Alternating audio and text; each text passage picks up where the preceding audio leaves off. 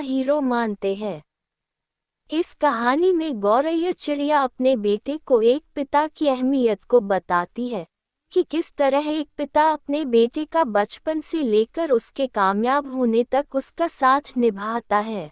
गौरैया चिड़िया कहती है कि पिता डांटते हैं, नाराजगी जताते हैं, उनकी सलाह और रोक टोक सख्ती लगती है, लेकिन चुपके से जो जीना सिखा देते हैं, बिन कहे मजबूत जो बना देते हैं, वो पापा ही तो हैं। पिता बच्चों का सुरक्षा कवच है, इसलिए कठोर तो होना ही होगा उन्हें। यही उनकी प्रकृति बच्चों को हर मुश्किल पल और कठिनाइयों से निकलना सिखा देती है, अगर बच्चे उनकी भावना पर ध्यान दे तो। पिता की चुप्पी, व्यावहारिक सलाहों और सख्ती के पीछे छुपे नाजुक भाव और सलाह समझना जीवन को समझना है। अपने बच्चे को पढ़ने के लिए दूसरे शहर या विदेश भेजना हो तो ऐसे कठोर निर्णय लेते समय एक माँ की तरह आंखें पिता की भी नम होती हैं।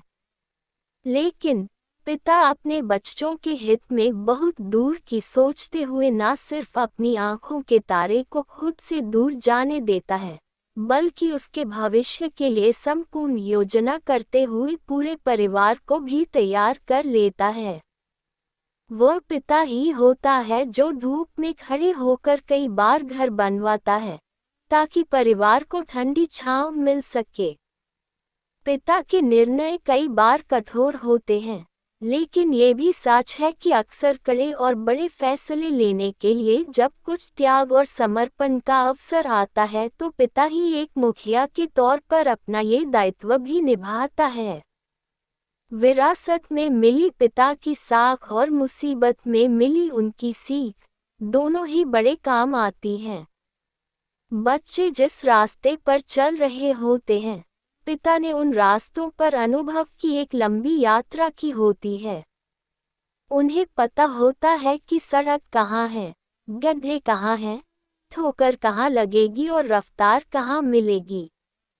यही तो वह कीमती अनुभव है जिससे मिली हर सीख न सिर्फ ठोकर से बचाती है, बल्कि जिंदगी में आगे बढ़ना और चलना भी सिखाती है। बच्चे कितने भी बड़े हो जाएं, लेकिन कई बार फैसलों के मामले में अपने पापा से छोटे ही होते हैं। जब निर्णय लेने की चुनौती सामने हो तो अक्सर पापा की ही सलाह काम आती है, और जब मुसीबत सर पर हो तो मदद और आशीर्वाद का हाथ सर पर रखने वाले पापा ही होते हैं। आज घर आने में लेट कैसे हो गए? कहाँ जा रहे हो? इतनी देर से सोकर क्यों उठे हो? तुम्हारी यूनिफॉर्म, स्कूल का बैग, सब सामान यहाँ वहाँ क्यों बिखरा पड़ा है? सब ढंग से रखो। ये और ना जाने ऐसे कितने ही सवाल जो बचपन से लेकर बड़े होने तक सबने सुने हैं।